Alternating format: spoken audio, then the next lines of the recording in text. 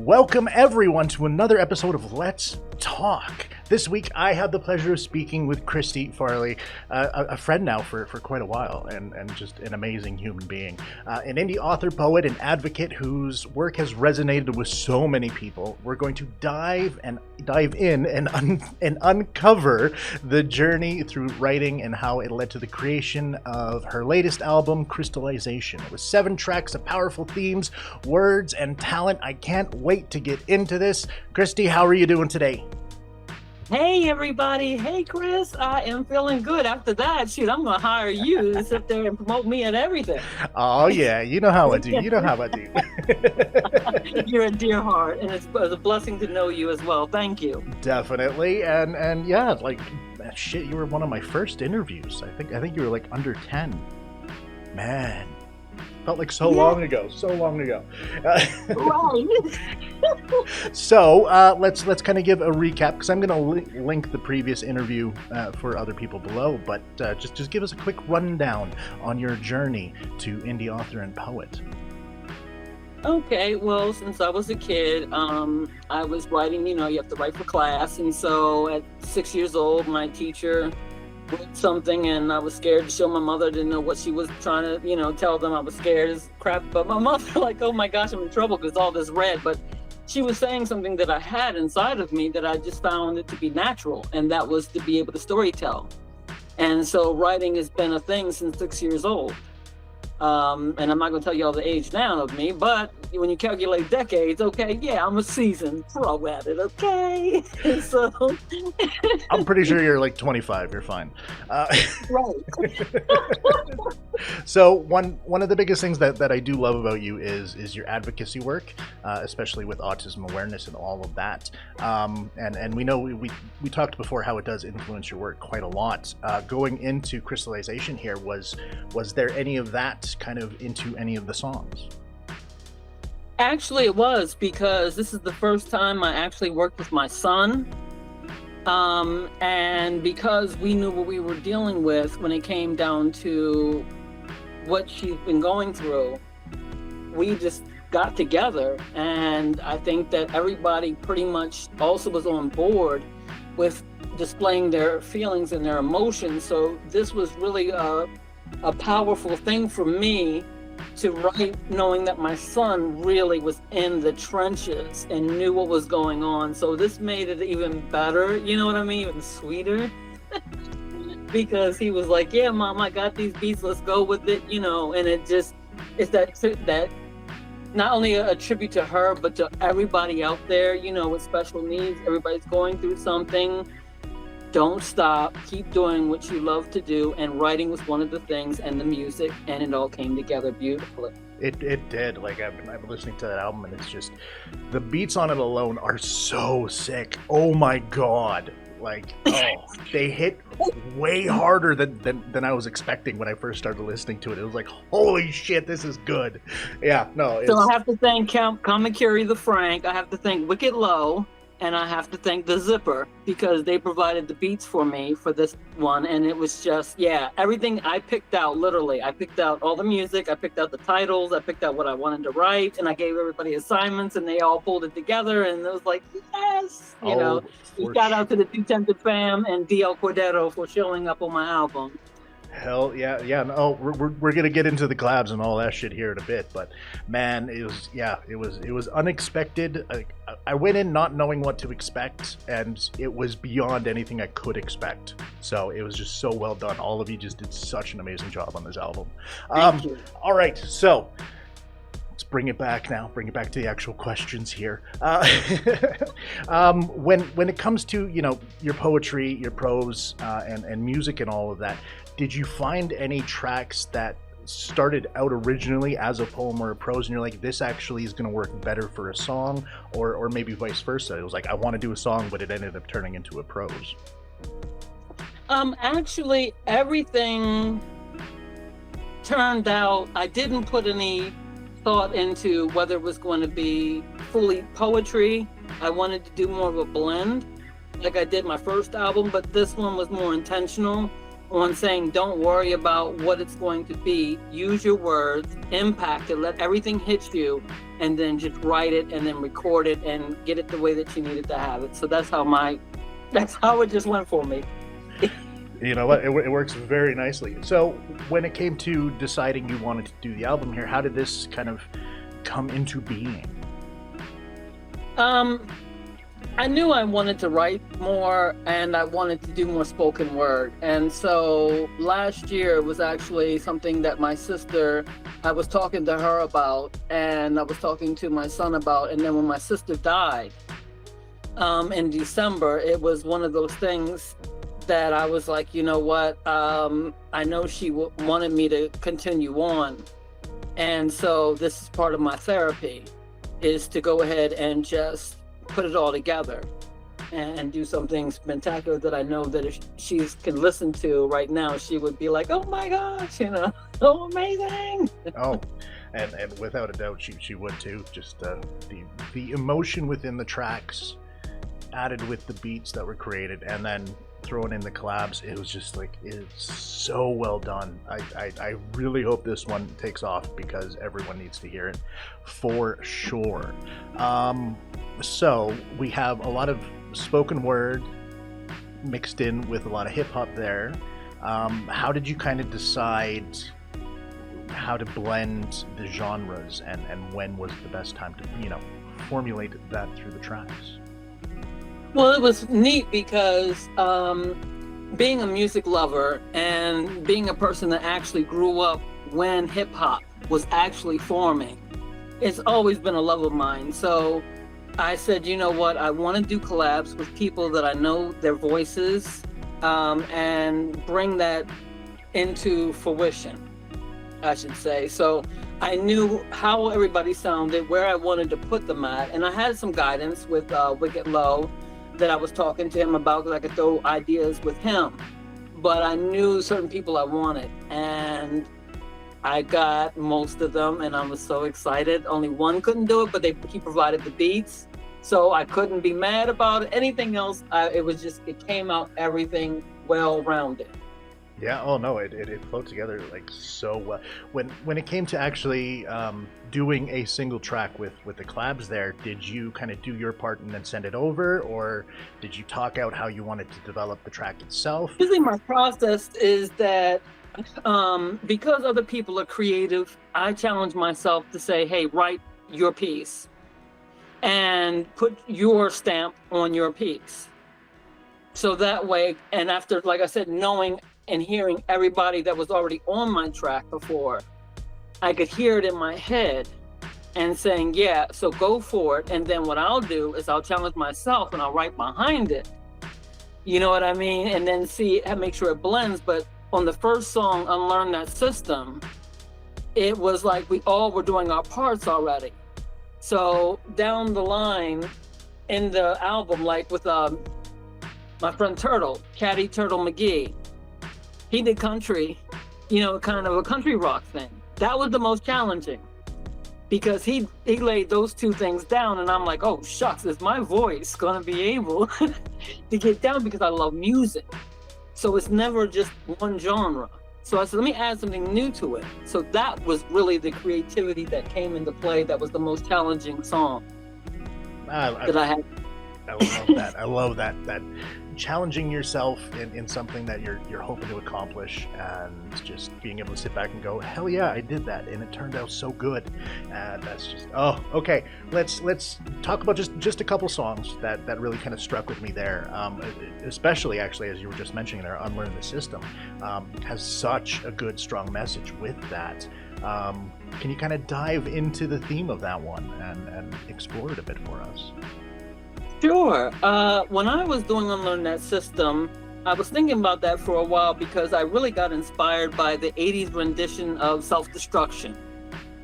When all the rap artists came out and just said their thing about self-destruction, and then We Are the World, where all the singers came out, you know. And so I said, well, wait a minute, this is a time, day and age where we have to unlearn certain things that we've embraced, and say, okay, let's put a message out there that says, you know what, these are certain things that we don't have to think about. So when you're listening to each one of the artists, everybody has a specific thing, but we all collaboratively agree that we have to unlearn these things. Sorry, my cat is knocking shit over again. Oh, that's hilarious. Oh my God. Jazz, don't go up there. Because I was talking and I was looking up and I looked down and I'm like, wait a minute, what is that? Yeah, no, that's my cat currently walking across everything. Hey, come on. Jazzy. Yeah. Jazzy's like, wait a minute, I got to be in this because I got something to say about this album. I got you. All right, so then you had mentioned a third album on the way there. What else do you kind of have in the pipeline? What are you hoping to push out going into 2025? Well, this one will be dropping at the end of November. Oh, shit. Yeah. I had done it faster because everybody's kind of putting their things in, but I decided this time about poets, and I said, let me do all poetry. And so right now, actively, 9 other poets are going to be on each song, and then I'm going to do a collab with each one of the poets. Nice. So it's really neat because, like I said, I'm taking other people out of their element, because even though hip hop is poetry, they're going back to the simplicity, as we know, like Wikkid Low, he can roll. So, but to hear him even say it, speak it, he rolls, and people can understand what his message is. So I wanted everybody to have that message and all different types of sound. We've got different types of writers that are in this. That is just so amazing. So it's just like exciting to work on, and it's like, okay, so what I'm doing is having everybody, like I did, before, but I said this time I'm going to write behind everybody. I'm not going to go ahead of it. I'm going to write and then bring everybody together again, on something that is just different. We want different and uniqueness. So, that's what's all coming from. And it's just stemming from the fact that I'm hearing things. I pay attention to people's voices and everything else. And I'm like, oh yeah, in the style. So, I'm looking to do that, and I can still expand, have time on it. So if there is a poet that is like, hey, I'm ready to put my stuff down, then hit me up, please. Because I want you to be out there. Like, you deserve to go ahead and do your shot out there. I love it. You're such a beautiful way to not only grow your community, but support the community in itself. Is like, that's my shit. I love that. Because you don't get that all the time, and people don't think that there's people out there. And it's not about anything else. It's not about sales or anything else. It was really about let us put together something, and a lot of people haven't recorded before. So I'm trying to just let them know, okay, just relax yourself, do your creativity. It's no pressure on what you have to say. I just give a title, just a general title, and write about it, and let's do this thing. And everybody's going to be different, so everybody's not going to be writing about the same thing. And then all the music is supplied by Kamikiri the Frank, my son. So it's like everybody, I can hear it already, and people are putting on their beat, and I'm like, yeah, this is going to be smoking. Time for the holidays, time for everybody to relax. Everybody's gonna be stressed, so you got all my music that you can play. Yeah, I can't wait. What I would love to see sometime in the future is you being able to rent out a nightclub or a bar somewhere and just get all these people together and just put on like just a concert of all of this spoken word and just with everybody. Oh, that would be so amazing to see. And you know what the sad part is that none of us are in the same state. That is the downside. Or country.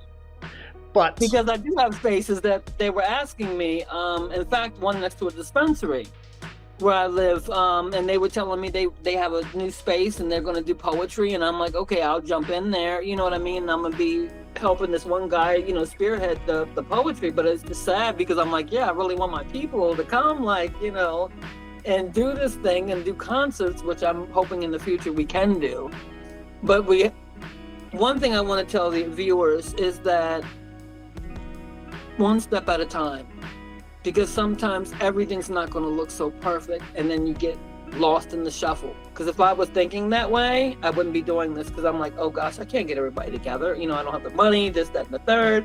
But we can give something out to the people. So I'm looking forward to a concert, and I'm looking forward to you being there. Oh, And I'm looking for you as being the host of it, so that way you can introduce all of us. You know what I mean? Because you make everybody feel so grand and so loving in your energy from here to the mental health awareness for men. I mean, you're just awesome, man. And I can't wait for you to get on there. oh, man. I'm waiting for you to get on my album. I'm waiting. I don't even know. I mean, I would do it in a heartbeat. I would, without a doubt. Just, yeah, I don't know. Just throw me a beat. Throw me a beat. Oh man, I'll so screw you guys over with just like this like metal side of poetry. Yes. You know what?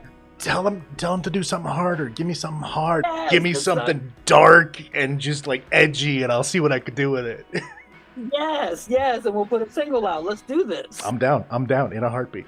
All right. So actually, what you just said with everything on what you wanted to tell everyone, that actually is one of the final questions there, which is, what advice would you give to somebody? And you nailed it. Like before I even had to ask, you totally killed it.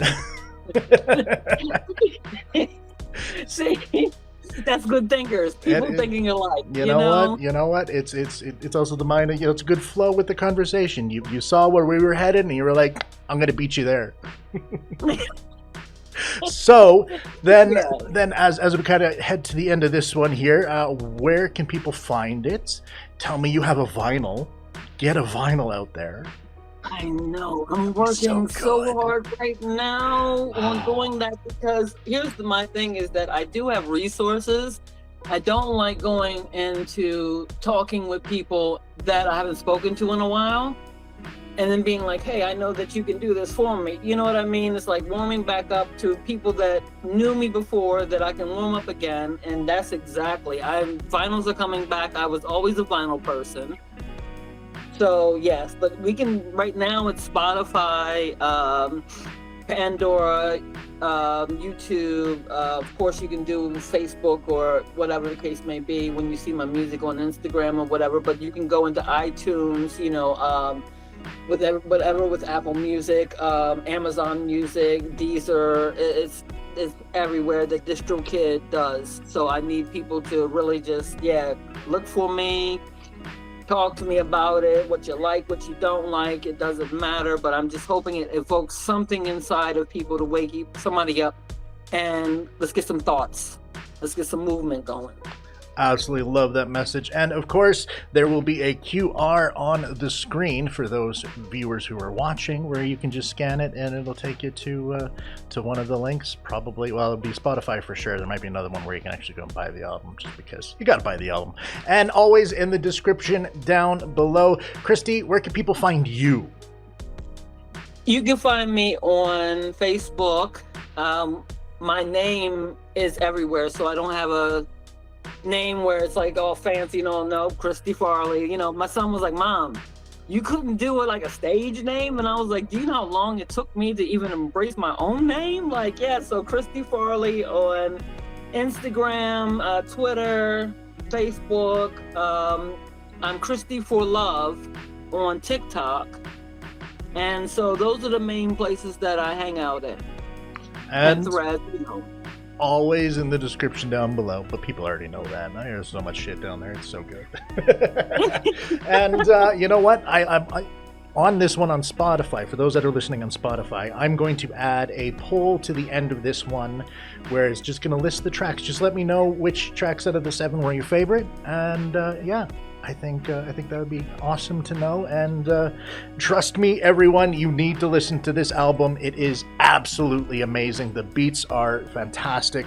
The hip hop is amazing. The spoken word is outrageous. It's a killer album. You need to check this one out. I will be doing a proper review on this one alongside Wikkid Low and a couple books I got coming out. It's a whole new series I got planned. Don't worry about it, people. It's coming. Yes. I'm doing too much. That's the problem. All right. So that wraps up our conversation with Kristie Farley on Crystallization. A huge thank you for sharing your insights, passion, and everything about this. It has been an absolute pleasure to have you on the show. And as usual, I just need you to say goodbye to everyone. Everybody be blessed. There's just so much to be grateful for. One love.